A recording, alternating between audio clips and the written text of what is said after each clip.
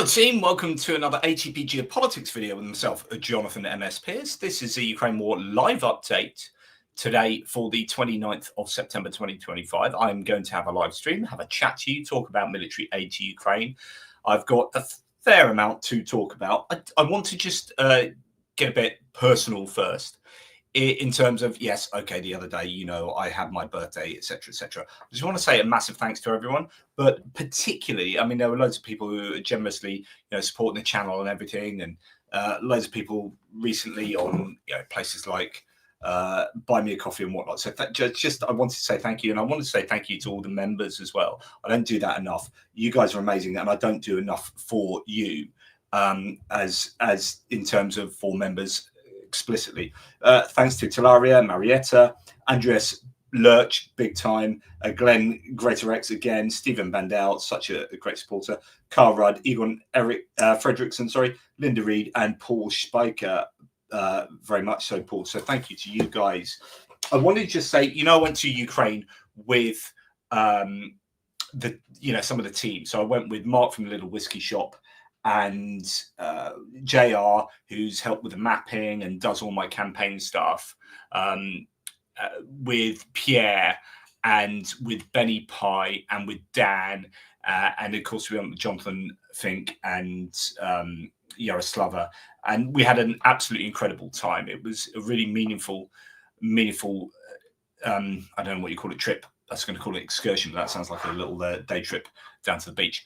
And they were really kind. So Mark owns a little whiskey shop that I often talk about, and how, you know, you should all go there if you are in the UK. Go to the website Little Whiskey Shop in Stockbridge and just get some stuff. He sells Ukrainian wine, and anyway, they really kindly got me a bottle of port, and I just want to say a big public thanks to this 40-year-old port that they all got together. So 40-year-old Graham's Tawny port, and I'm a big fan of port, and I'm going to love this big styly. So I just want to give those guys a huge thanks. And actually, they all gave me a little message as well in that. I just want to read out, and this is a bit self-aggrandizing, but I want to read out Benny Pye's message that he wrote. I've got new computer glasses to try and get the focus right at the level I'm at and what I spend my life doing, and everything else is a bit blurry and a bit funky. So anyway, this is the tasting notes that go with the 40-year-old port, but it's the tasting notes is about a 1976 vintage, which is when I was born.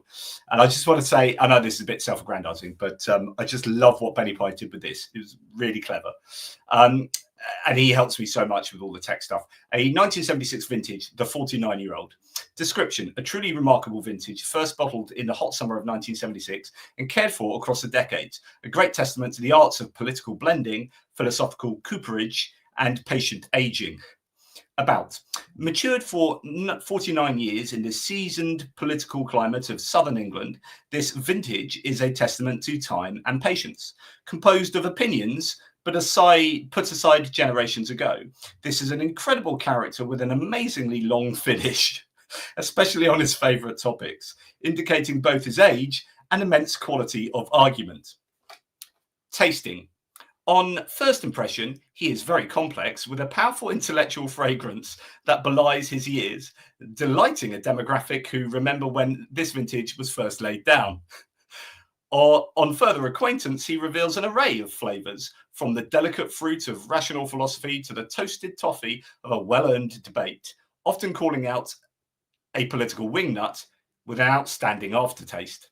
Serving: to be enjoyed with a healthy dose of good humour and a spot of tippling. Once opened up on a subject, expect the discussion to remain fresh for up to 8 weeks.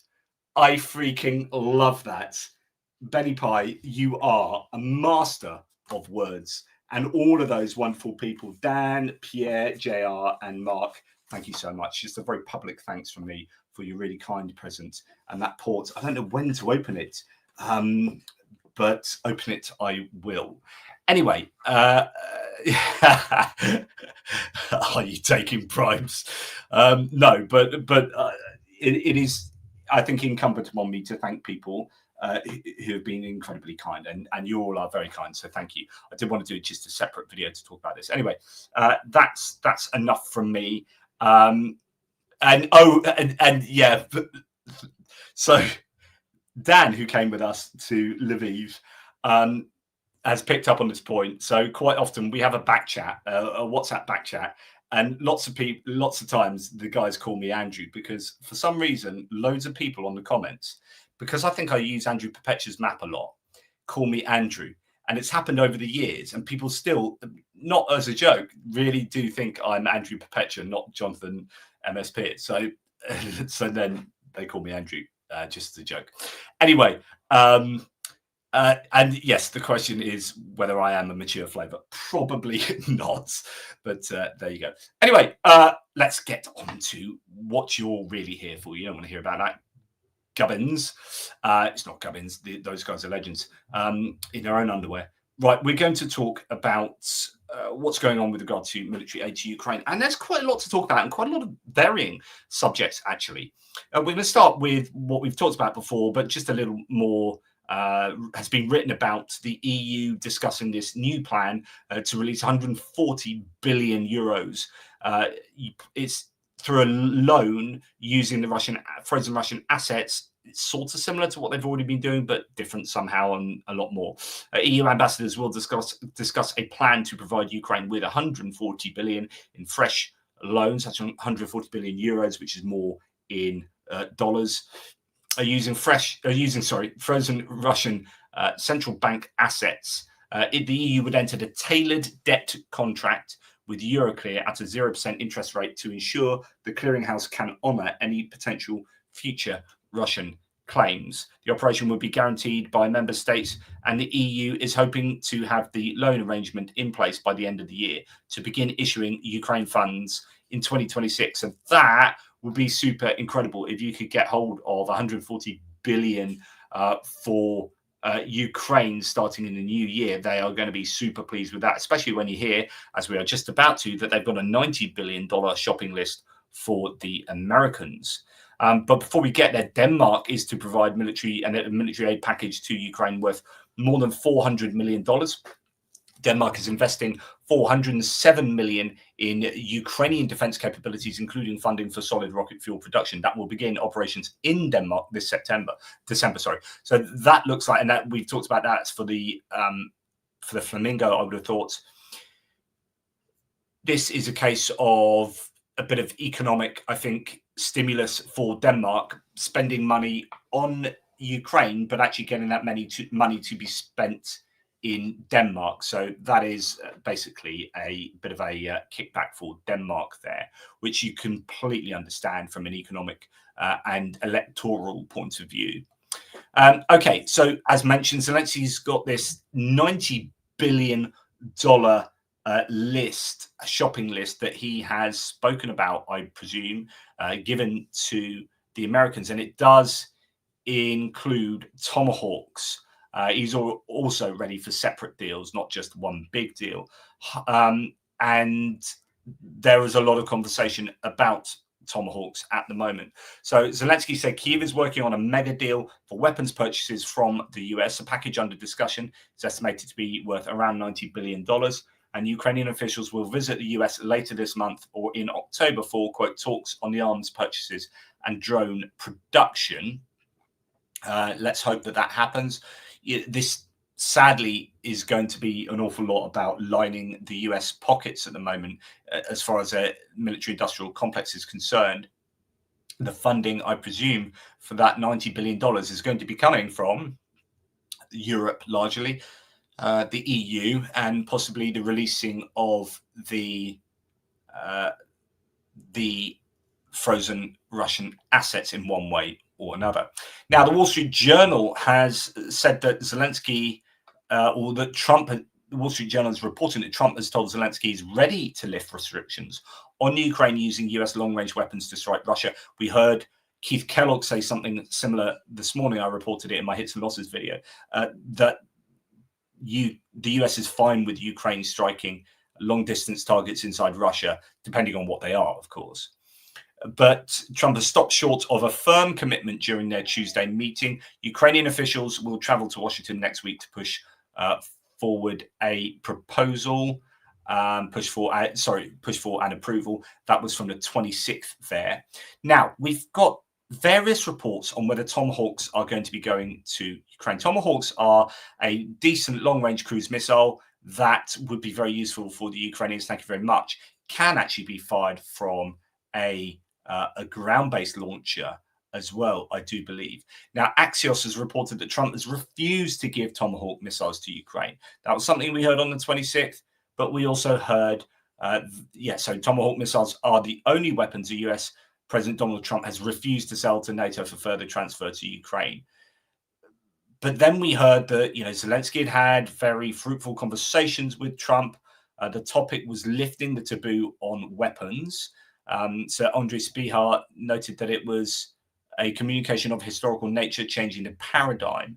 And then we heard more recently, so this was just yesterday, J.D. Vance in an interview on Fox News being questioned about Tomahawks and saying that there is potential, that they are discussing it, that Trump is working out right now. When asked himself, whether J.D. Vance backed up a decision, he kind of evaded answering that. I think it's clear to me at any rate that he is not too keen on providing Ukraine probably with anything. J.D. Vance, I think he's got a very different outlook when it comes to Ukraine and Russia. But the good news is that, well, I say the good news, we've had conflicting claims, but this is more recent. So therefore, the good news is to me that Trump is still mulling over whether to get Tomahawks to the Ukrainians.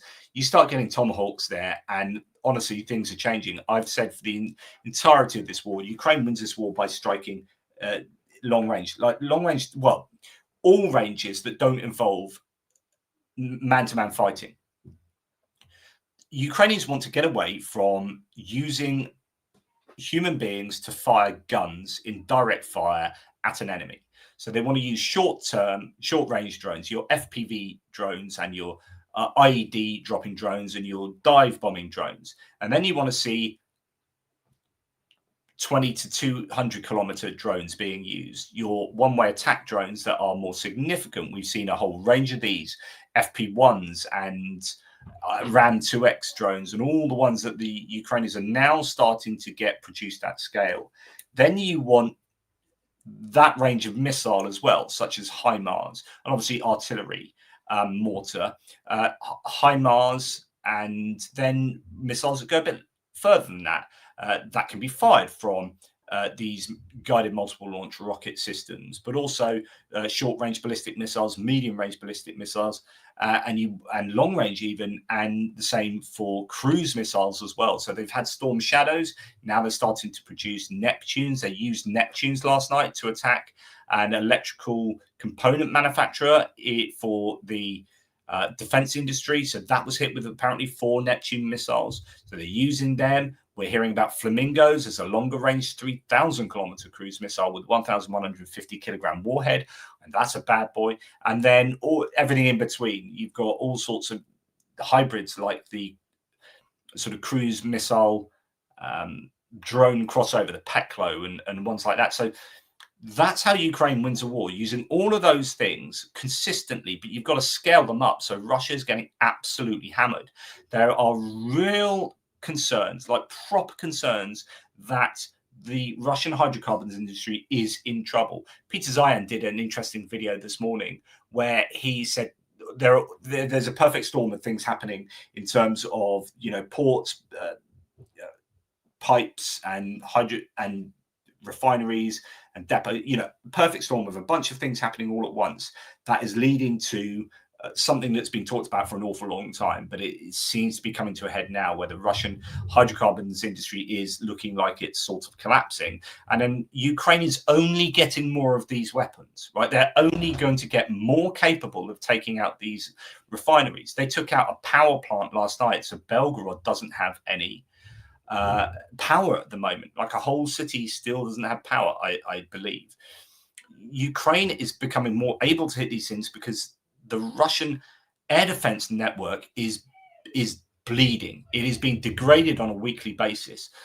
Crimea has been absolutely shellacked. It's been, air defenses and radars have been taken out 10 a penny there. And that just leads to a snowball effect, because it then makes things more vulnerable, and then it makes air defenses and radars more vulnerable because some of the air defenses have been taken out, and so on and so forth. That kind of snowball effect then leads to, in this case, Crimea just having everything being targeted. So the Russians have this dilemma where, well, do we get air defenses back into Crimea, but then we're pulling them away from Moscow, then we're pulling them away from the routes that the drones go and missiles go to attack hydrocarbons refineries and depots. And so there is, I think, a one-way direction for Russia at the moment. This is me at my most hopeful, and the copium hopium side of me is thinking that actually not only does this lead to a snowball effect where there are going to be more and more things blown up and destroyed, but actually it becomes more and more costly for Russia in terms of opportunity costs. They can't sell this stuff, and the cost of repairing more and more, and then having to buy more and more air defense systems or things from, I don't know, North Korea. It's going to be interesting to see how China come into this. Now, at the same time, Ukraine are suffering in certain areas of the front line, which I think are problematic. The Russians are desperately trying to push back in Pokrovsk at the moment. They've been encircled in 3 different places, but they are pushing back at Ekonomachina and other places to try and stop that from happening. But when you look from a distance, when you go to the macro view, I just think Russia are in a lot of trouble. And it was really interesting. Who is it?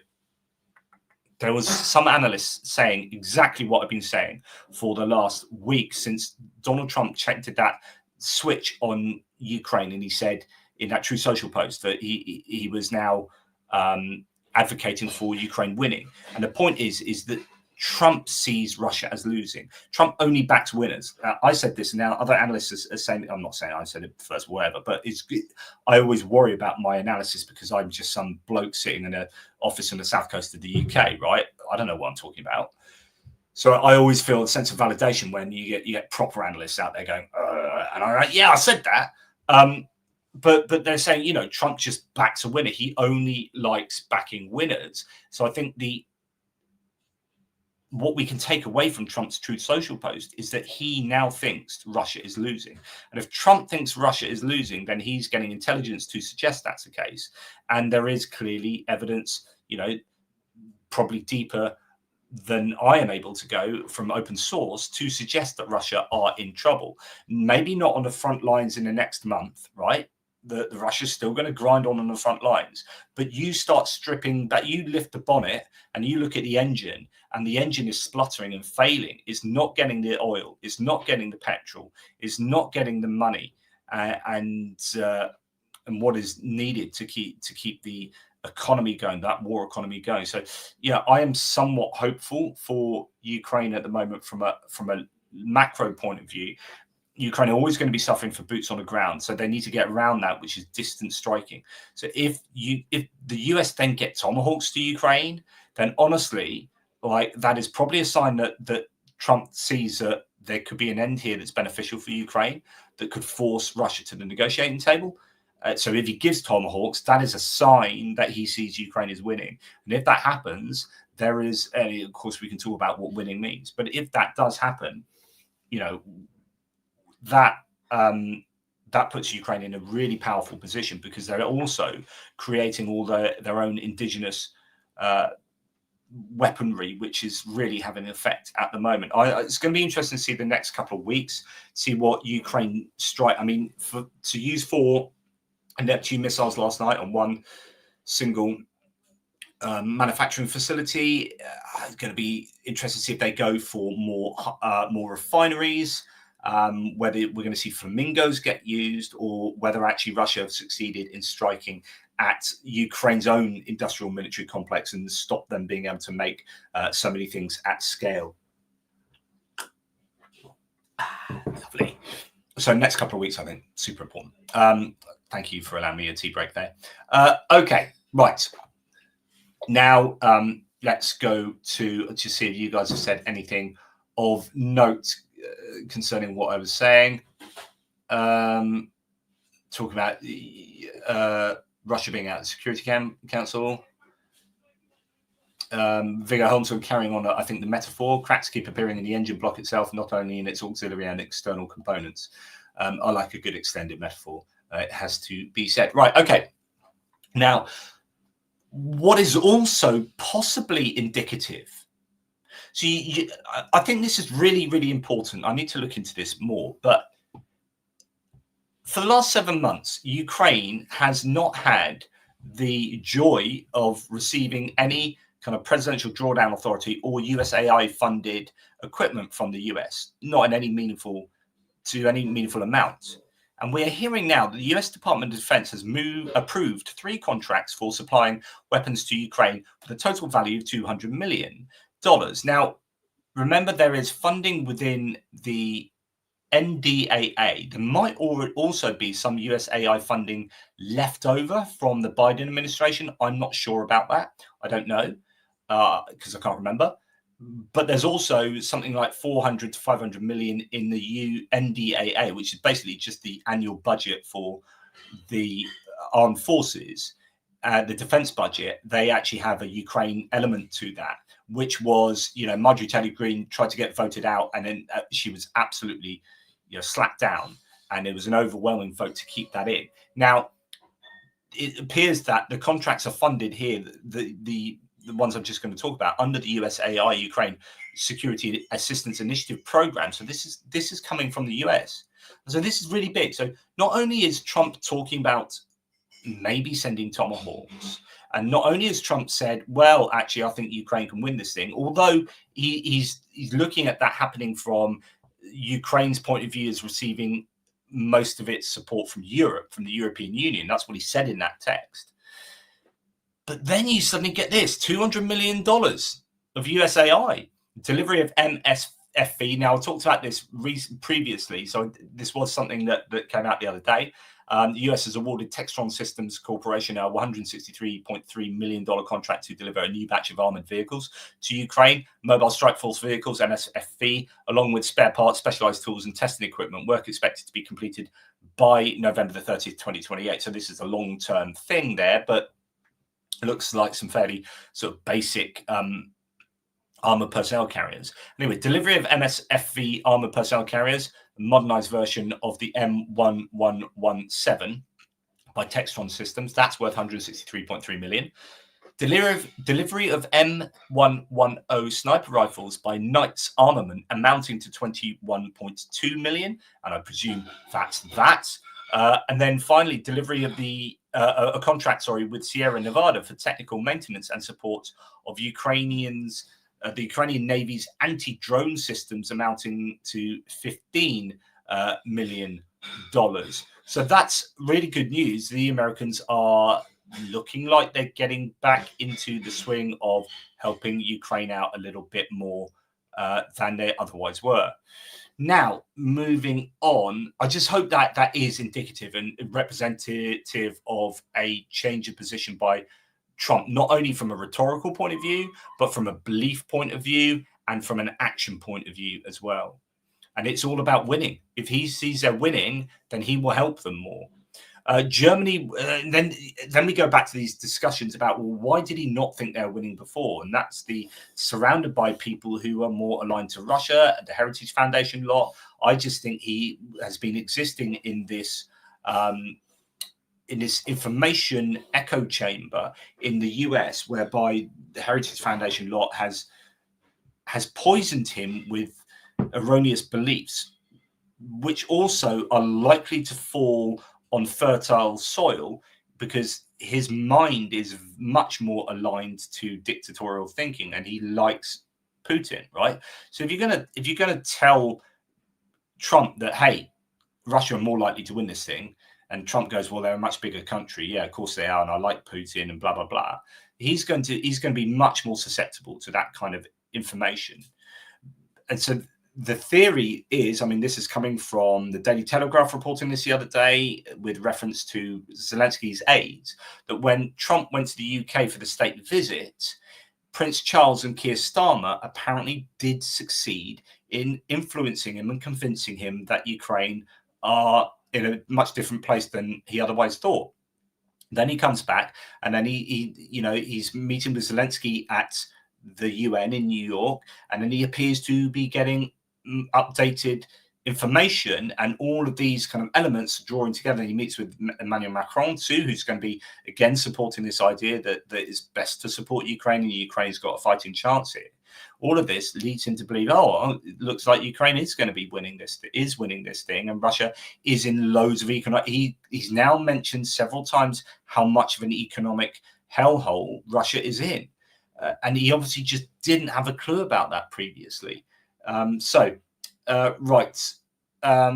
Germany will transfer 2 Patriot systems to Ukraine by the end of the year, said German Defense Minister Oscar Pistorius. No, is that Boris Pistorius? Oscar Pistorius was the infamous South African quadriplegic runner, amputee runner.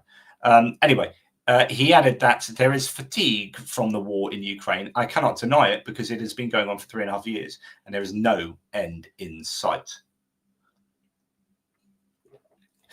So that's quite revealing from Pistorius for him to say there's no end in sight. Zelensky confirmed that an Israeli Patriot system has been operating in Ukraine for a month, with 2 more expected this autumn. Let's leave it at that. I won't say anything more about the Patriots, he added. Wow, so it's obviously quite a tricky subject. This might be one that requires a little bit of operational security around it.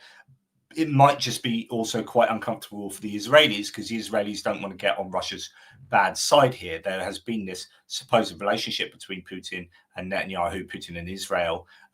There are rumors that that's where Putin got cancer treatment, and that's why there's been this a lack of overt support for Ukraine from Israel, from the main people in the Israeli government. We occasionally hear a few things from, like that guy from Likud who was interviewed on RT that went nuts and said, "You're next, Russia, you're next." But other than that, actually, Israel have been fairly quiet. And so they've got these 8 Patriot systems, older PAC-2 systems, super useful for the Ukrainians, that could go to Ukraine, that they are no longer using. They've upgraded. They've got their own systems rather than Patriots. The Arrow systems and so on and so forth. So the Patriots are no longer needed, and it looks like 1 has gone to Ukraine, been there a month, and 2 are on the way. Now, there's more pretty fascinating detail here from Axios about this. So a year ago, apparently, the Israeli Prime Minister Benjamin Netanyahu refused to pick up the phone from Zelensky when Zelensky wanted to talk about Patriot deliveries.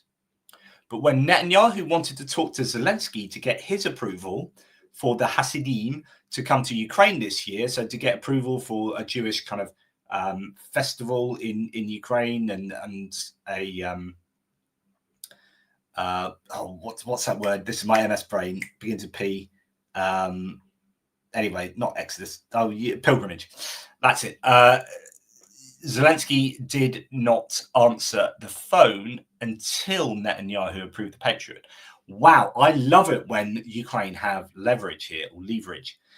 They clearly need those Patriots, and Netanyahu was not playing ball. So I think if that's true, that's a nice bit of negotiating there from Zelensky. I'm not going to pick up the phone to you until you give me some Patriots.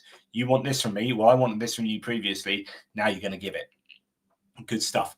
Now, talking about Patriots, European missile maker MBDA, so these are the guys that make the Storm Shadows Scalp EGs, could increase production capacity of Patriot air defense missiles at a new plant in Germany if orders cross a certain threshold, and has the technical expertise to manufacture launchers for the system. This is coming from Reuters. So the EU moving to launch its own Patriot production, MBDA will open a plant in Germany to manufacture both missiles and launchers, and could increase that production if there is enough people wanting them and ordering them. That is absolutely brilliant, because, of course, they really need Patriots, the Ukrainians and the Europeans too. I mean, they will be giving their stockpiles to Ukraine quite a bit. So that will unlock the bottleneck that is causing a lot of problems. Now, talking about MBDA, 2 weeks ago, Denis Shmyhal, now their defense minister, used to be their prime minister, met with an MBDA delegation. They discussed ways to supply Ukrainian soldiers with missiles, particularly Scalp EG and Storm Shadow cruise missiles. Denis Shmyhal also met with the Thales delegation. So this is a French defense company, or it operates in a number of countries. For example, it makes NLAWs in Belfast in Northern Ireland. The main area of work of the joint venture were discussed, as well as opportunities to expand cooperation in joint production. So the Ukrainians keen on getting all sorts built, really. You're going from Patriots to Storm Shadows and Scalp EGs to Tomahawks, possibly also coming online. If all of this goes well for Ukraine, then they could be in a much healthier position, and their only weakness just is the number of people they can get. Now, I'm going to talk about this in a second, King Raccoon, because there are rumors about Gripen, but I need to find this source, and I'll explain why in a second. We are going to go to planes next. So according to Dassault Aviation, so these are the manufacturers, the French manufacturer of the Mirage and the Rafale fighter jets. Taiwan wants to buy Rafale fighter jets to replace its fleet of Mirage 2000s. Now, if they're replacing their fleet of Mirage 2000s, then, hey, I'd tell you who could do with them. The Ukrainians are presently operating one of the variants of the Mirage 2000. There is also talk that Dassault is looking at building another assembly line for their Rafales, because so many people are ordering them at the moment. So India's just put in another massive order for Rafales, and with the F-35 requests being hit by the US not being seen as a reliable ally, there are other nations that are looking to the Rafale as a kind of stopgap and maybe getting on board with helping the new Tempest production, the 6th generation fighter jet, and then you've got, what is it, the GCAP, and you've got the German-French option as well. So there are lots of competitors to the F-35 and the F-47, as it will be. But there are stopgaps needed, and people are, really looking at either the Eurofighter Typhoon, the Rafale, or the Gripen. In fact, let's go there now, as you reminded me, BME, because I probably would have forgotten. Ukraine will receive Swedish Gripen fighters, as well as additional F-16s and French Mirages, according to Deputy Defence Minister Havralyuk in an interview with BBC. Now, that's not on the UK BBC. I think that's BBC Ukraine or BBC Russia. We've got here the analyst saying the same. Sweden announces Gripens to be delivered to Ukraine. This is Sweden announces. He says no dates and no quantities, but they're coming. And for Ukraine, these are a game changer, robust, designed for low maintenance in remote locations and able to take off on roads, from roads, and unprepared ground. Gripen is hugely flexible and its weapon load is formidable. The announcement was made along with the news that more F-16s are inbound, along with more French Mirage jets. Timing and quantities are being kept under wraps given Russian behavior. This is really exciting and will go further to increasing Ukraine's increasing air superiority situation. Now, then Jakub Janowski from Oryx said, I've deleted the post about Gripens for Ukraine because the source article was based on a wishful thinking instead of any official agreement or a pledge. So because I have not had a chance to find that, I did do a quick Google search and couldn't find it. If anyone can find that article and put it in the live chat, I'll have a quick look at it and see if I can Google translate it and put it up there. But Jakub Janowski seems to think that it's a bit of a wishful thinking article. We'll have to wait and see. Tom, we need to do that live with me, you, and Rob, talking about flags and nationalism. But thank you for continuing your support, Tom. Really appreciate it. We always hear that the Russian economy is in trouble. Apart from queues of petrol stations, is this actually manifesting in Russia itself? Well, it is, because we are hearing, yes, petrol is in short supply in an awful lot of places, and that seems to be spreading. The export volumes have gone down. Apparently in Ust-Luga, the the capacity has halved in the two main places there for the production of stuff that they're going to export. This coupled with a price that's not optimal for the Russians, they need a much higher price per barrel, is going to be hurting them. Now, it's not like it's not a cost, it's an opportunity cost. They are losing out on what they otherwise would be selling at a price that otherwise would be better. And this is going to play merry havoc with their budgeting. So I presume you might not look immediately problematic, but I would imagine they'll be dipping heavily into things like sovereign wealth funds to make it look, hey, we've got no problem here. Meanwhile, they're like selling gold and foreign currencies and whatever. Yeah, I genuinely think that this is, we've heard for 2 years plus that, the Russian economy is about to crumble.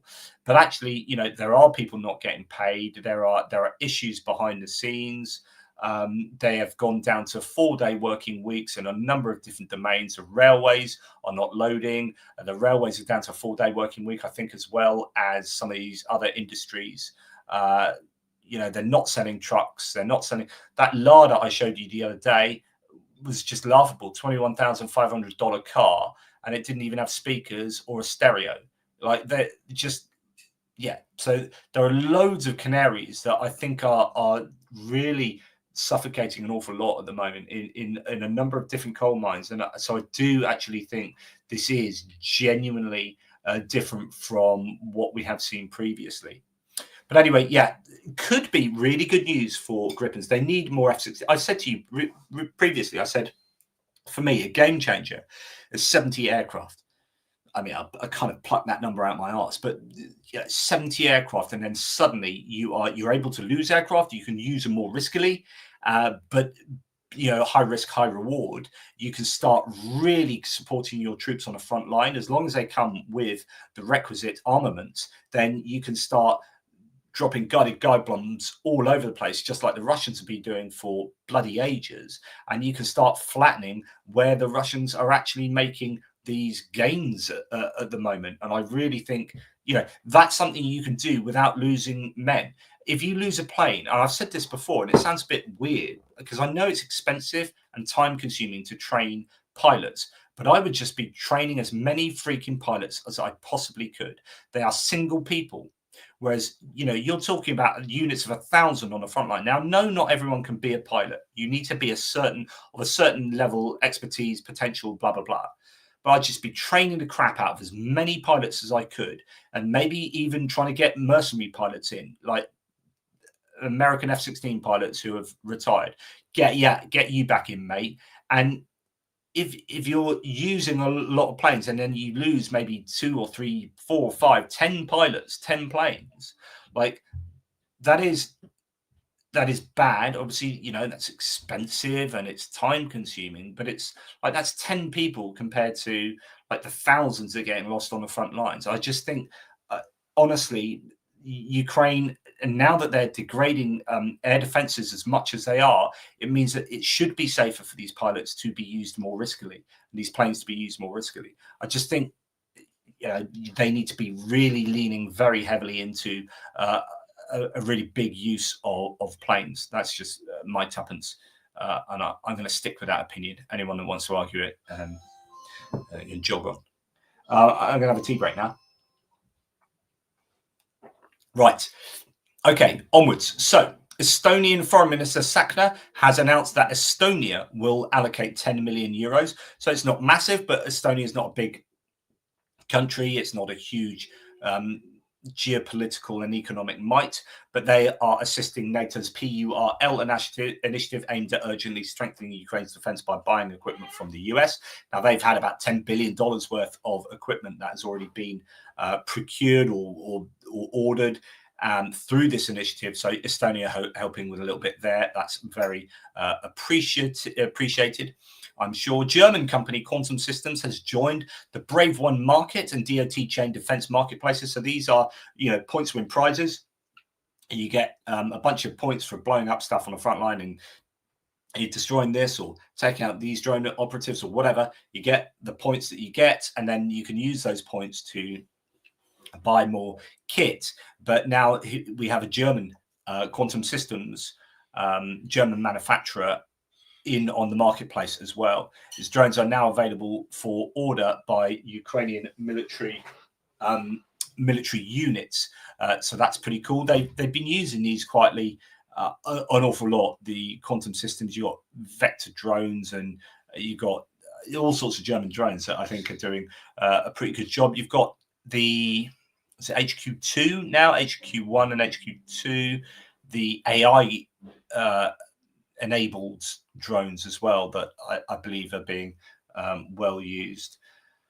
Okay, now moving on to Czechia. So over 70% of Czech arms exports, mostly artillery shells, are now going to Ukraine. So this is probably looking at their industry as a whole. 70% of the Czech arms exports are going to Ukraine. The industry chief says growth may stall soon as chemical supply bottlenecks limit further artillery production. You've also got the issue of the October elections in Czechia that are looking like there will be a win for the populist right there, who are going to stop, so they claim, the Czech initiative of getting artillery ammunition to Ukraine. But of course, that's going to hurt their own industry if they do that, because their own industry will be checking all of those artillery shells before they get to Ukraine. And so there are jobs involved in deciding not to be supportive of Ukraine. Now, the British Ukrainian drones developed under the Octopus project. This is a kind of co-production project that John Healey, the defense minister or secretary, announced recently. These drones will also be deployed in the drone wall in Europe. You've got this drone wall that goes right across, essentially the borders of Ukraine, all the way down. I mean, you can forget Hungary. They probably aren't going to be in the drone wall, but everyone else seems to be part of it. And those British Ukrainian drones are going to be a part of that drone wall. So that's good news there. Right. Before we go on to this next section of Indigenous Ukrainian stuff, let's bring you guys back over and let's go through a couple of your comments. So, BME, thank you, my good man. A little something for a mature tipple. Yes, do you know what? I did also order, did an order from the little whiskey shop the other day and did get a couple of Ukrainian reds. So thank you for your support, BME, because that does not that you should be subsidizing my drinking habit, but I see that as supporting Ukraine. That's what I'm doing there by buying Ukrainian wine. Sorry. Joe Hales, thank you here, mate. No, so Jonathan, what is the point these days of the UN? They have to either get teeth, or why don't Europe leave and create another version of it that actually starts to work like it should? I mean, it needs reform. It just needs reform. You can't have single country vetoes. I think maybe at the time it was created, that was useful for the UN, but right now I don't think it's fit for purpose, and it does seem to be rather toothless, and it seems to just be a big lobbying exercise for, I mean, goodness me, do you remember when the US voted with North Korea recently? And it turns out that Israel did as well, and it was just some heavy lobbying from the US. It's also political, as each superpower lobbies with other countries and tries to influence them to vote in their way. Yeah, it does need some serious reform. I'm not knowledgeable enough about the UN to know exactly what it should look like. There is I think it is linked in the description below, a UN kick the Russians out of the UN petition, which I'd advise everyone to sign. Please go and do that. It will be, I mean, it should have happened. I don't think it's been taken seriously enough, and that's really frustrating. But the UN really should have kicked Russia out of, all the nations should have got together and had a simple majority vote, which is what is all that's needed to kick Russia out, because Russia are not in the UN and certainly shouldn't have a permanent seat, as it's kind of termed, on the Security Council, they adopted the Soviet Union's position. But of course, the Soviet Union was made up of a lot of countries, including Ukraine, right? And Ukraine didn't get that permanent seat on the Security Council. So the Russian Federation just kind of assumed this, that the Soviet Union just became the Russian Federation, even though there are two separate countries. And there are these past examples where similar things have happened, and that's not how it should be. So there is a really strong case for kicking Russia out of the UN and getting it to re-enter the UN again in the way that it should do, because it's a new country, in the way it didn't do in 1991. And if it did that, then it wouldn't be on the Security Council, it wouldn't have the veto, and blah, blah, blah. So Russia should be kicked out of the UN. But for some reason, countries aren't seriously entertaining this as an option. We haven't seen that suggested. I mean, Ukraine suggested it some years back. I don't even know why Ukraine is not suggesting it as a really serious option now. But yeah, that would be something I would like to see. But, you know, a reform of the UN, but also with that reform, kick out Russia, because they're not even justifiably in the UN, according to the UN's own kind of precedent and rules. Kevin Force, thank you for your ATP Geopolitics memberships, mate. Really appreciate that. And the same for Zeb Carter too. Thank you, thank you, thank you. And Tom Williamson, we have already mentioned that, but thank you for your support, dude. Right, okay, now, oh, JP is live. I hope I am. I hope I'm not living in some weird time warp. I think I'm live, and I think I'm alive as well, which always was a bonus. Okay, so now we're going to go on to Ukraine's own kit. And Zelensky has said here, Ukraine will begin exporting its own drones this year, with an offer already received from an African country. Ukraine has a strong drone industry with over 300 technology companies, about 30 of which are large. Export platforms will be created in the USA, Europe, and the Middle East. In other words, they're probably going to manufacture on abroad. So I guess the situation is this. If you're Ukrainian and you're in Ukraine and you're a company in Ukraine and you're producing 1,000 drones, for example, a month, then if you're going to make extra drones, then those drones should really go to your own guys on the front line. But if you're a foreign entity making those drones, then you can sell them where you want. But then this is a Ukrainian entity operating a manufacturing facility abroad and then selling at least some of their stuff to other nations to generate more money, to be able to make more things. And it's not taking away from your indigenous capacity, because you're using, I guess, foreign workers, but it's Ukrainian owned. So this seems quite a sensible way of doing it. Rather than making it in Ukraine and selling it out of Ukraine, you're making it out of Ukraine.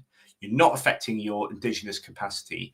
You're generating extra revenue through profits that you can build extra drones with, and you can just match the capacity with the workforce outside, that you will have no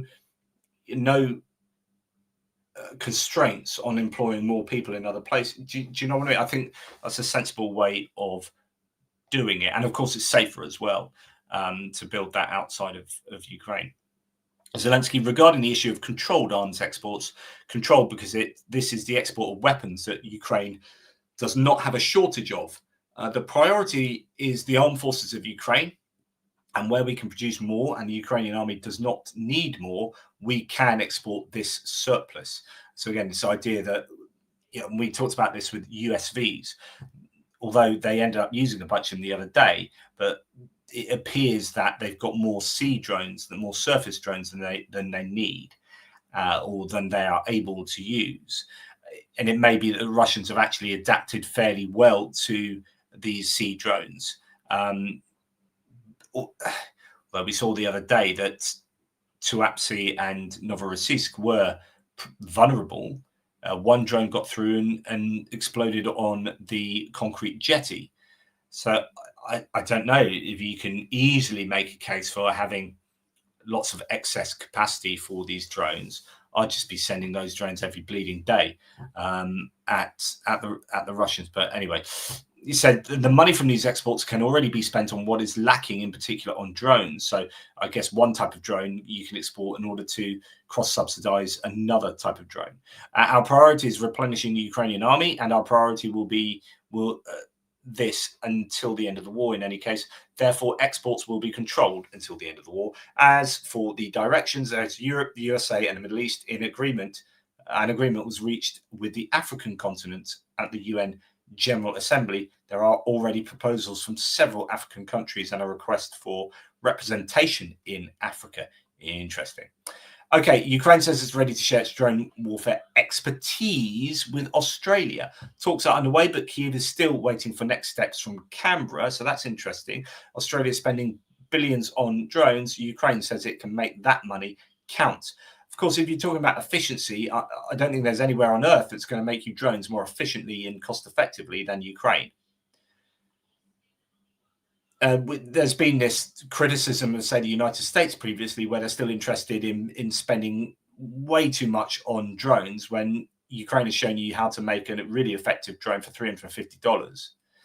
And I guess the established military industrial complex will be wanting to look at something like that and say, well, that's a $50,000 bit of kit. We'll be charging $50,000 and we do this and do that. No, they're cheap and cheerful, $250, $300, bish bash bosh, there you go. And it's kind of making a lot of countries realize that they're not spending money efficiently enough on drone research and development and manufacturing. And kind of this is what Ukraine, I assume, is saying to Australia: we can help you spend that money way more efficiently than what you are already doing. NATO is training in Ukraine to counter drones. So it's not just about exporting, but it's about importing people that you can train. NATO is training in Ukraine to counter drones. The alliance will deploy new interception technologies. It is no longer possible to use expensive missiles to shoot down cheap drones, says NATO Secretary General Mark Rutte. And here we have some other types of drones. These are UGVs, unmanned ground vehicles. This is called the NOM. I presume that is GNOME. UGV produced by the Ukrainian company Temeland. It's been upgraded to remotely place up to 5 TM62 anti-tank landmines. Previously, the little NOM carried just 2 of these landmines, and now it's got a bit more carrying capacity there. And look at that, it's scaling up the production of these. These small machines are configured for laying 2 drones. So that's on May the 14th, and now we're up in September now, back end of September, and they can carry 5. But you can see, they're obviously scaling production of these. Useful machines go and lay mines, help with the defensive fortifications along the front lines there. Now, here we have another drone, VATAG. I presume that's how it's said. A Ukrainian heavy robotic combat complex presented by a Ukrainian technocluster, Brave One, by the technocluster Brave One at the Defense Tech Valley. That's this big expo that just took place in Ukraine, the military technology exhibition. The device is armored and armed with a combat module equipped with a 25mm automatic cannon. VATAG has a hybrid engine that allows it to reach speeds of 47 kilometers an hour. So this just looks like a smaller unmanned infantry fighting vehicle. No, a fighting vehicle, remote fighting vehicle. There is a transport modification of the VATAG capable of carrying a 2-ton load. Artificial intelligence will be used in VATAG's operation. In case of GPS signal loss, the device will independently select the optimal route. Interesting. I wonder how much these sort of things cost. If you're using these instead of people, what is the cost comparison? Because actually, it sounds horrible, but I think people are. What was the figure I read? Was it 500,000? That's how much they equated like a human being's life is worth. Of course, all the philosophical caveats applied to this kind of discussion. But I guess that there will be an element of, weighing up how much is worth spending to do the job that a human should be doing or could be doing. And it will depend on how, obviously you will say humans are priceless or whatever, but there'll be there's probably a price tag on a human's head from Ukraine's point of view. That's probably changed over the course of the war, where at the beginning of the war, they had access to way more people than they do now. And I wonder what the comparative monetary value put on a human is now. Yeah, assuming that they do that. I'm pretty sure they do that. I'm sure someone said in war, humans are worth like $500,000 or something like that. I wonder if that's a Googleable thing. How much is a human worth in war in monetary terms? There is no universally agreed upon monetary value for a human life in war, but the concept of value of a statistical life, or VSL, is used in policy across to assess the financial implications of life-saving measures. In Western countries, VSL estimates typically range from $1 million to $10 million, with specific figures like the US FEMA's $7.5 million in 2020. So that's from a non-military point of view. That's maybe from a like saving a life in an environmental disaster or something. Valuation is not a price for an individual life, but an estimate of how much people are willing to pay to reduce their risk of life, helping to inform societal decisions on resource allocations. That's slightly different, but interesting. So goodness me, there's a rabbit hole that we could go down, a philosophical rabbit hole right there. Okay, let's move on to this now. This is a discussion coming from, in this case, David Brookfield,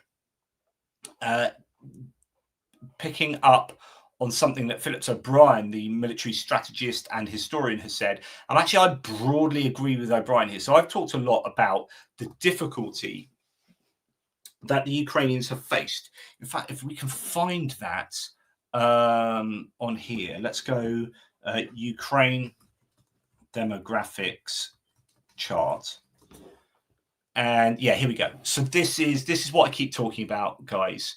I've talked about this a gazillion times, which is, if we can open that in a new tab. Okay, so there are different versions of these. Is that the one? That's 2020. That's not. I want a more recent one. It basically is this really 2023. Yeah. So this isn't recent. Obviously, it's a couple of years out of date, but you get the point. It's going to be worse than this now. So on the right here, the reason why Ukraine has not been particularly willing to mobilize 18 to 25-year-olds is because of this. Because 18 to 25 is that hole there in both men and women, right? These are the people that are supposed to be getting trained up to get skilled, to safeguard the economy going forward. These are the people that are having children, should be having more children. These are basically the backbone of the working economy, but also the backbone of an armed force. Right, but there's hardly any of them there. Now, add to that, Ukraine has the worst mortality rate in the world. So more people are dying in Ukraine, right across the demographics, and it's got the lowest infancy rate in the world. So fewer people have been born than any other country on earth. And fewer people have been born because these people have been in such short supply. And of course, a lot of these people would have been the ones to have fled Ukraine when the war started, the most able, the youngest, the ones with career prospects. Like if you're in a position to be confident in leaving Ukraine and knowing English, you've been brought up with English more rather than someone who's 50, 60 years old. You've got tech skills. You've been brought up in an age of technological advancement. You're computer savvy. And you're young and confident, you're gonna say, right, war's starting. Me and you, sweetheart, we're gonna take our little 5-year-old kid and we're gonna off ski to Poland or Germany or somewhere else, and we're gonna get ourselves a job. And so a load of these would have left. There's not enough of them. So it's really easy for people to come along and say, oh my God, I can't believe how stupid Ukraine are for not mobilizing, doing a forced mobilization of 18 to 25-year-olds. When I say I can see the arguments why they haven't, and I can also understand arguments why they should as well, because they're fighting for the existence of their country. But if they hollow this out too much more, then you've got an entire black hole. And when you're thinking, well, the war is hopefully going to be over within 2 years, who are the people that are going to be the backbone of the economy thereafter? It's going to be these people. Oh, they're all dead. So it's, the surplus, look, the female surplus up here. That's what they, there's a lot of people up here that can be very useful to help. And there's a little bit of surplus down there. I don't know how you calculate surplus, but anyway, point being that that's a really difficult situation that the Ukrainians are in. Okay, so then we go back to this. So Phillips O'Brien said, just sent out a piece that reveals another drastic weakness in how the analytical community and the US government understands war. For years now, we've been force-fed the narrative that Ukraine must draft its young male population and send them to the front. Ukraine, thankfully, has not listened. In other words, they didn't send these people to the front. They pulled the age of mobilization from 27 to 25 to try and make that a little bit more, a little bit easier for them. Boots on the ground. And they also offered this thing, rather than forcing 18 to 25-year-olds to join, they've, instead of the stick, they've given the carrot of saying, if you join, we're not going to mobilize 18 to 25-year-olds, but if you want to join, we're going to support you through education, through this, we'll give you loads of perks, blah, blah, blah. So we want to attract you to join, but we're not going to force you because we think it's a problem going forward. So we have been force-fed the narrative that Ukraine must draft its young male population and send them to the front. Ukraine, thankfully, has not listened, and now we can see why. They have focused on war production as the battlefield has become increasingly deadly. They've also given themselves a better demographic future. It's amazing how poor the understanding of war is these days. Thankfully, the Ukrainians have not been listening to it. Okay, so he wrote a piece, the harping on Ukrainian manpower shows how little analysts understand war. Packing the front line with more infantry over the last 2 years would have made little difference and could have weakened Ukraine. Now, that is broadly I'm broadly in agreement with that, whilst also recognizing that they also really need to mobilize. But this is a dilemma. It's a classic dilemma, right? Okay, someone else disagrees with this. Says, I rarely disagree with Professor Phillips O'Brien, but respectfully on this, I feel I must. Mobilization and increasing numbers in uniform was never about packing the front line. This is a slightly nuanced rebuttal here. The reasons Ukraine should have and should still are manifold. One, it takes years to train soldiers. 16 to 20 weeks of training does not a soldier make. Being at war does not mean you can compress it into 20 weeks, what other countries take after 3 years. Now, 3 years is a point at which most soldiers begin to look like the real deal. Two, you can't go back in time and train people. Throwing barely trained people to the front, done throughout the last 3.5 years, only increases the chances they make mistakes that kill themselves or the people around them. The point is to keep soldiers alive. Three, if you don't have enough people, then you can't rotate troops from the front, demonstrated by the many reports of soldiers in Ukraine being at the front for excessive periods of time. Reports of over a year and much more abound. Four, the demographics issue does not exist in the way it is portrayed. Not everyone that puts on a uniform dies. At the end of World War II, the UK had 6+ million in uniform. Total losses across all services was about 383,000, which was under 5% of the total that wore a uniform over the 6 years of war. Take a look at UK demographics post World War I to understand this. 5, if demographics is so important, why allow volunteers at this age at all? Now, that's an interesting point, because I just said, well, they are trying to attract them, not doing it with the stick, but with the carrot. But then, if it's such a problem, you wouldn't be doing that. Why allow under 23s to leave the country? So they just changed the rules on this, which I want to know why they did do this, by the way. Why allow the under-23s to leave the country when there is no guarantee they will ever come back? See the reason for Ukraine's demographics emigration to Europe and USA and Canada since 2000. At some stage, Ukraine has a choice. It either takes its land back or accepts Russia keeps it. Russia will not be giving it back. If they are to take their country back, Ukraine will need many more in uniform, but importantly, they will need highly experienced, battle-hardened troops, not guys with 20 weeks of training. There's no such thing as a just-in-time delivery system for new infantry brigades. Of course, my point would be those people, give them jobs and a family, get them to pump out kids, while at the same time building fecking tons of missiles, right? So they are part of the war effort. It's not like these people are just, sitting back eating ice creams and playing PlayStation all day. No, you're like, well, we want to keep the 18 to 25-year-olds from not dying here, so we're not going to force mobilize them. But what we are going to do is we're going to send them through uni, and while they're at uni, they're going to be learning how to make drones and do this and build missiles and blah blah blah. And that's kind of what Phillips O'Brien was saying, which are these are the people, as he kind of mentions. Oops, no, got that wrong. As Phillips O'Brien says here, these are the people who have made a difference in the military industrial complex. Focused on war production as the battlefield has become increasingly deadly. So anyway, that's possibly a comeback to that point. To hold territory, you need numbers. If Ukraine is to regain its country, it will need numbers it does not currently have. See previous points about training and recruits. But I would argue that actually you can do a lot of fighting through distance weapons and whatnot. Not mobilizing or conscripting more has denied those that inevitably fight the training they need. Moreover, when the time comes for Ukraine to free itself from Russia, it won't have the numbers needed. Now is the time to be planning this. Planning for D-Day started in 1943. The UK had almost 4.5 million in uniform in 43. The guys at the front fighting, point number 9, dying, losing limbs as well as minds for Ukraine also have rights.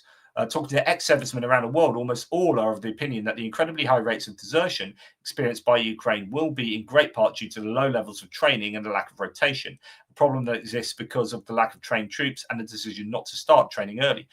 10, mobilization was never about packing people onto the front lines. It was always about giving Ukraine options.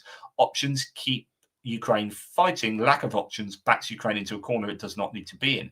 And 11, if Ukraine wants to capture territory back, it needs a bigger army. Russia will not give it back. On the long-term ceasefire, Russia will build huge defensive lines, salt the ground with huge minefields, and invite Russians from the east to live in the captured territory. Those lands will become another Karelia, maybe, and Russia will chalk this up as a win. Never forget, more options are better than none. So the thing is, I can see both of these sides of the argument, right? And that's the problem. This is why Ukraine has been desperately trying to get convicts rather than dip into these demographics. They want, they've managed to get 10,100 convicts to sign up, which is absolutely brilliant. They really desperately need people back from abroad. That is one thing that they're aware of, and other countries know this, but it's kind of controversial for many people to try and get these people back from abroad when Ukraine is still seen as a dangerous country, and they have taken kind of refugee status outside of the country, but actually Ukraine really needs them. It's possibly an intractable problem. The problem is everyone in the world loves really simple answers, and we live in this kind of digital reality where you think. I was listening to someone talk about this with regard to kind of the rise of populism. That people have forgot. I think it's because we live in this kind of Wi-Fi world where we just assume that we're always going to have amazing Wi-Fi, and as soon as we start not getting Wi-Fi, as soon as I can't get my Amazon delivery tomorrow, as soon as I can't have this thing now. And the world is horrendous. So we're living in this very immediate world, and we're really used to an immediate world. And in politics, you just think, right, things need to be simple. It's either this or it's that. And we voted in, Labour got in the UK. Oh, what do you mean within a year it's not already sorted? So Keir Starmer's getting absolutely rinsed in the papers at the moment because the papers in the UK have never supported Labour, right? Anyway, so it's overwhelmingly right-wing media landscape, but they're absolutely rinsing Starmer and people. And I've been speaking to people, and it's like, what do you expect? 14 years of the previous government, of the opposition party, what do you expect the government to be able to do in 1 year when you've got the economic hellhole that exists in the government? You've got war in Ukraine, you've got war in Gaza. Like people just expect now. It's like immigration is really freaking difficult and it's nuanced. So the problem is people just like, right, they expect success straight away. It's like, right, burn it all down. So get reform in, burn it all down. We'll get Nigel Farage in. It's like this real simplistic idea. So this is going back to my point. It's like it's either 0 or 1. And we don't understand that life is not just black or white. It's just loads of different hues of grey. You know, mobilization, it's not, oh, it's obviously they should mobilize, and it's not, it's obviously they shouldn't mobilize. My position is, feck me, I wouldn't like to be making that decision because it's bloody complicated, and actually it's a classic dilemma. It's shit if you do, and it's shit if you don't. What shade of shit do I want? And I just think our understanding of politics these days is like, well, this government's been in a year and I don't live in paradise. Why do I not live in paradise already? It's like, Jesus, mate. It's like Wi-Fi. I've got immediate Wi-Fi. I should, if I can buy something from Amazon and get it tomorrow morning by 11 o'clock, I should be able to vote in a government and get exactly what I want by next Tuesday. It's not how life works, but unfortunately, I think it is kind of how we think life works. Anyway, to go back to the point in hand, which is mobilize or not mobilize, part of the problem is, you know, thinking it's definitely one thing or definitely another, when the reality is going to be it's probably like a weighting 52 to 48 one way or the other. And you're like, but either decision you make is going to screw you over in some way, which is why I've been saying for an awful long time, they need to get convicts. They need to obviously, you know, get older people to do jobs like driving trucks around and mobile air defense units. You know, you want a whole female mobile air defense units. You know, how many mobile air defense units have been destroyed in Ukraine, way behind the lines, like shooting down sheds? Probably none, right? So my view would be like, well, can women do it? Can older people do it? Right, get them doing that.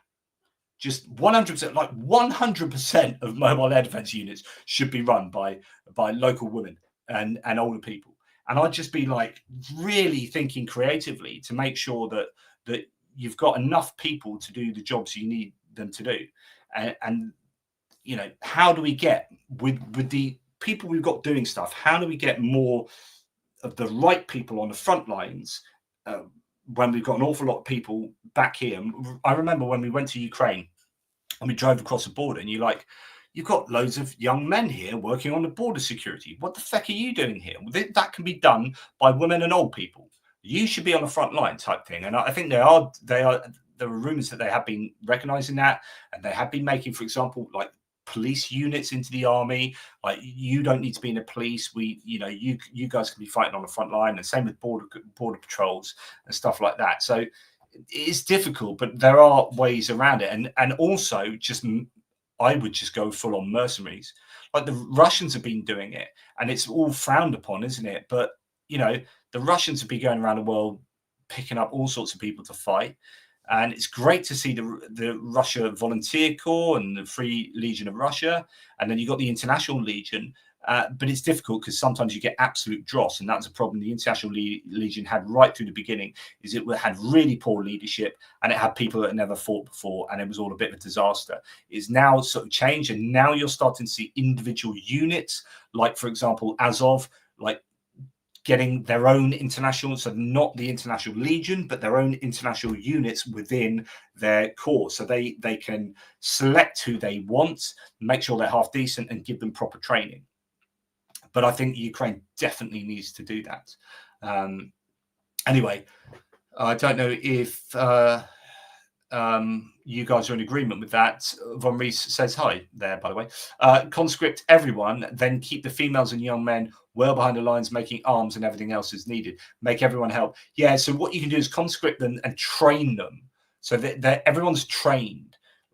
to a significant degree. That means that when they are eventually called up, like everyone's got a baseline of training. So I think there's a lot more that could be done with that kind of thing. But again, I'm no expert.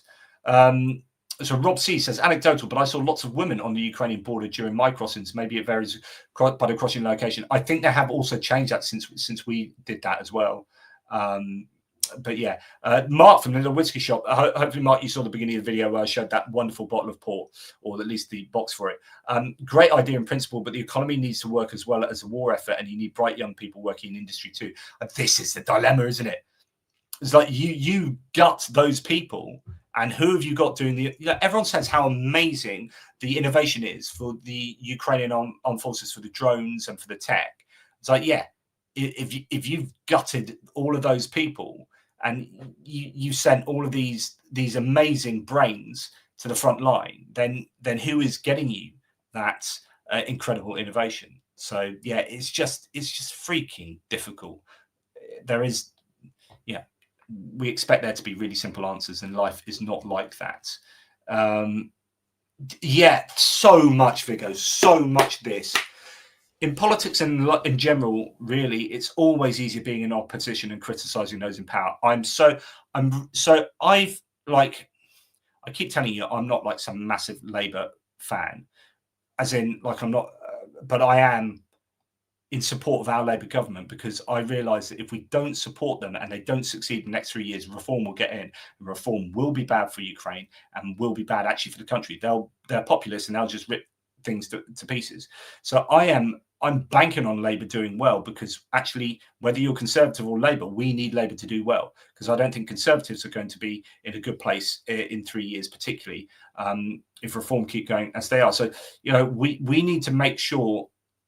I'm just like, sometimes I think I'm understanding more that it is just that it's so easy to criticize and pull things apart. And sometimes we just need to say, look, give them some space, let them do what they need to do, because we need this to work. But everyone's so freaking impatient, and we just like love to rip stuff down. But yeah, anyway, I digress. Right. Moving on. So this is now on to the final part here. So this is Russia. Just a couple of nuggets on Russia.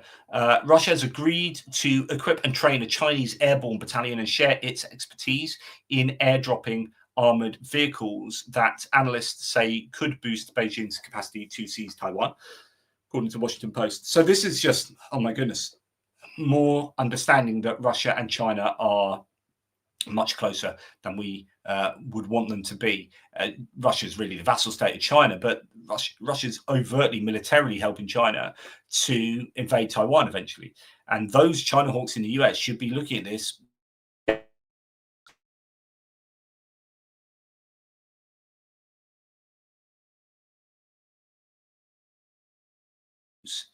such as, you know, sending the National Guard and forces into Portland in Oregon, because that's, as Donald Trump said, war ravaged Portland, rather than having your Indo-Pacific region sorted, your European, you know, and then of course blowing up Venezuelan boats with civilians in and stuff. It's just like, what is going on? Meanwhile, Russia is just helping China to get prepared to invade Taiwan. Just nuts. The world is going nuts. And then finally, that boat the other day that I showed you, I don't know if it's here. Yeah, this one. So this was the USV that was supposedly captured in the attack on Tuapse the other day. So it's a Ukrainian USV that had these hangars for drones, so that the drones, apparently fiber optic drones, could come out here, use this as a kind of repeater boat, and then fly and attack and blow things up inside Tuapse. Now, this has been captured, and no reports that Russians have discovered a damaged Ukrainian sea drone used in the Tuapse attack on the 24th. The vessel carried FPV drones in launch boxes, allowing strikes deep into Russia's Krasnodar region against coastal targets. Now, I think that is, yeah, there you go. So there's the spool there. So it is an FPV drone. Sorry, it is a fiber optic drone there. And anyway, that's the, there you go, pack of Parliament cigarettes. Yeah, that is what they have captured. It's always a shame when Ukrainian kit gets captured because, of course, they'll be learning things, the Russians, getting some kind of useful information from that. Right, that's pretty much me done. I've got to go. Here's a bit of personal information. This is probably TMI, but I've got to a certain age where and do you know what? I'm going to give a bit of kudos here to the NHS. So a couple of weeks ago, I had a blood test because I got to a certain age. And they're like, you need to have a blood test for your prostate. So I had a blood test, and they say, oh, you need an urgent doctor's appointment. So I went in the doctor's, and he said, your numbers are too high. Basically, I said, I assume my numbers are too high, which means I've either got prostate cancer or my prostate's too big. And he's like, yeah, basically. So you need to go and book an urgent urology cancer appointment in QA hospital, which I then booked in. And I'm not too worried about this because I'd had a doctor shove a finger up there some years back, and turns out my prostate is a bit bigger. So I was like, I'm sure it's just a big prostate.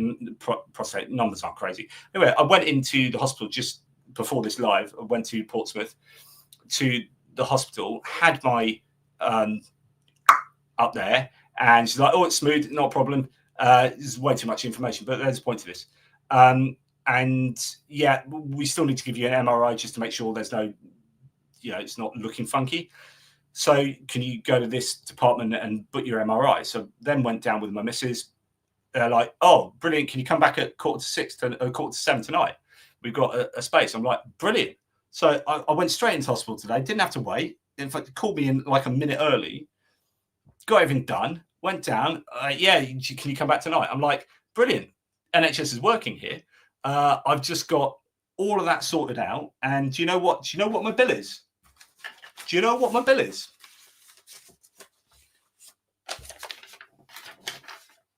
Just got my new glasses. Oh yeah, that's my bill. Nothing. So that's obviously tax, right? But it's good when it works out. I like this. We're bragging about his big apparatus. Well, that's a bummer. Very good, guys. Very good. I appreciate that. So anyway, I'm assuming that I'm not going to have bad news, but anyway, it's good when the NHS works. I know there are issues; it's underfunded, but do you know what? I didn't have to pay. There's no insurance claims. There's no, as the Americans say, co-pay. There's no excess I have to pay. It's just go in, get that done. See you later. Thanks very much. It doesn't matter whether I'm rich or poor or this or that. It's there for me. So I appreciate that. Thanks, NHS. Good stuff. And of course, I've got multiple sclerosis and I'm getting all the support I need for that. Well, I say that. I actually had to fundraise to go and get my stem cell treatment in Russia. As many of you will know, in 2019, I went to Moscow to have stem cell treatment. They do that in the UK now, but they didn't at the time. I probably wouldn't have got it done in the UK anyway at the time, even though I don't know that I qualify with my type of MS. But anyway, I had stem cell treatment in Russia because it was the best in the world. I wouldn't be able to go there now because it turns out I spent 4 years slanging off Russia. But there you go. It was the team that did that was amazing, and I got really, really good service and really good treatments. And so my multiple sclerosis, I've got primary progressive multiple sclerosis. So most people that get MS, they go up and down, up and down. It's called relapsing remitting. You have a relapse, you get worse, and then it goes into remittance. And then sometimes you don't go back to the original place you were, and you can have these relapsing and remitting getting gradually worse, or you just go back to where you were. But at some point in people's lives with MS, almost always they go through a secondary phase where instead of going up and down, you then just start getting gradually worse until you can't move in your bed and you need to be rolled over and blah, blah, blah. You can't move. And you have a progressive, but it's quite variable as how quickly that goes. I have primary progressive, so I miss out the whole relapsing remitting, and I just started with the one that just gets worse. So they said to me, because at the time there was no treatment on the NHS for primary progressive, so they said, essentially, there are no drugs at the moment, although we're negotiating over a drug. This is what NICE does for the NHS. I talked about this before. 25% of the world's drug companies benchmark on the NHS's drug prices. So they do a really good job of negotiating down on drug prices, which doesn't happen in the US. There isn't any central negotiating that goes on with drug prices. So the big pharmaceutical companies dictate the prices in the US, which is why drugs are so fecking expensive. People have to go across the border in Canada to get like reasonable insulin, otherwise they're paying like stupendous amounts for like inhalers and insulin and all this. In the UK, we've got prescriptions that cost a maximum £9.95, no matter, or it's cheaper in Scotland, no matter what drug you have, it's a set relatively cheap price. And then our NICE, organized NICE, gets our drug prices down. So when I was diagnosed with primary progressive, there was a drug that was coming on, and then NICE said that's too expensive and we need more data. And so the drug company went away, got more data, and then that's then cheaper. But by that stage, I'd said, right, I need to go and find some treatment, and I'm not just going to sit back and just let this degrade me. So I did an absolute ton of research. You can imagine what I like. I geeked it out and then found the best place, went and did it, had to raise £40,000 to go and get that done, essentially privately in Moscow, and then came back. And I've been broadly, like my walking has got worse, particularly in the last year, but I've been broadly, like mentally, like I don't have fizzing brain and all sorts of things that I used to have. And I've been on a plateau, and that is absolutely fabulous. So, yeah, I don't know where I was going with that, just sort of reminding people of that I had stem cell therapy, but all my other treatment for MS, not that I have treatment, but I can go and see MS nurses. I go to my neurologist, of course, the NHS, really good MS team, really good. So anyway, that's that. So today is a like yay to the NHS, even though there can be huge waits and this and that, but they are bringing the waiting times down. Again, Labour Party Labour government getting into a lot of stick for a lot of things, but actually they've succeeded after 14 years. They've succeeded in bringing the waiting list down, or after certainly the last few years. So that's good news. Anyway, I'm going to go and have an MRI now. I literally have to go right now. So I will see you guys later. I really appreciate your support. And just a few more thanks to you guys. Oh my goodness, I've missed these. King Raccoon, thank you, mate. You are an absolute star. Thank you for being such a stalwart supporter of the channel, mate. BME, Yorkshire Tifa, thanks again, mate. Really appreciate that. Good man. War of 1812. JP, have a congratulatory pint on me. Any chance the world champions? I meant to say this. England won the Women's Rugby World Cup, and it was brilliant. And Canada, that they played in the final, had an amazing World Cup. The Canadian group games and knockout games were superb. Canada were worthy finalists. They really were. And there's a part of me that wanted Canada to win. Like, it's not very it's not very good, is it, from an English point of view? But part of me, because I love the underdog, and I love sporting underdogs, and I love when sports aren't huge in other countries. To you just want that. So I think about, well, what's better for the sport? This is kind of how my moralistic thinking goes. I'm like, well, England, there's enough money in rugby, but Canada, wouldn't it be great if they won the Women's World Cup? So I was actually kind of, if Canada won that, I wouldn't have had a problem.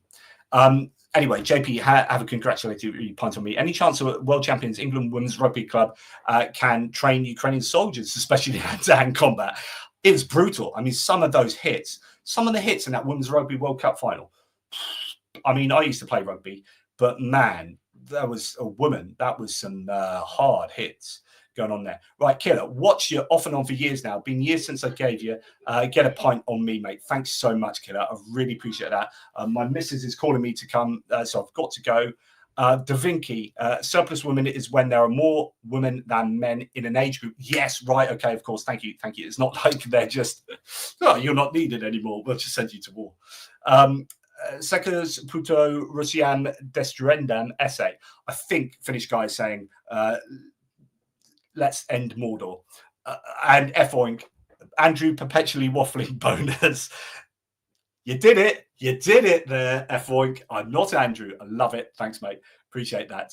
Happy days. Thanks to the mods. Really appreciate you guys. You make this community an awesome place to be. don't be over officious. Someone did complain to me the other day that they were kicked off a live, and they're actually a supporter, and I think they were just getting over exuberant. It was a Danish fella. But anyway, other than that, thanks, Mods, you're amazing. I really, really appreciate you. Take care, everybody. Car for Ukraine, atpgeo.com/donate. Please help out there. And everyone have an awesome day. And thank you again to Mark, to Dan, to JR, to Benny Pie for your awesomeness, and to Pierre, of course. You guys are legends. I really appreciate you. Big love, big love. And we're going to get to Ukraine again soon. We're going to drive some damn trucks out there. We're going to do it. Toodle pips.